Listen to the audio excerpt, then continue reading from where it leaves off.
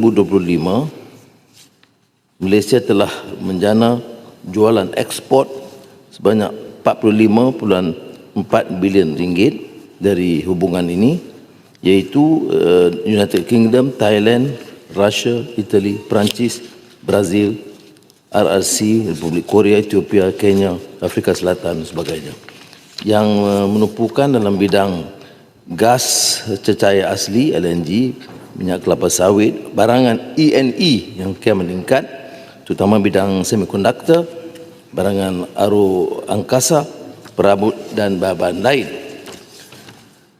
Malaysia berjaya juga menangani cabaran yang tidak menentu hasil beberapa langkah yang dibuat oleh Amerika Syarikat dan juga ketegangan susu politik.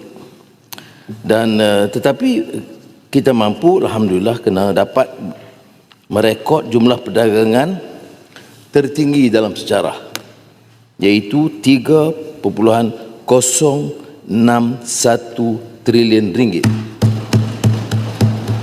Peningkatan 6.3% ketimbang 2024.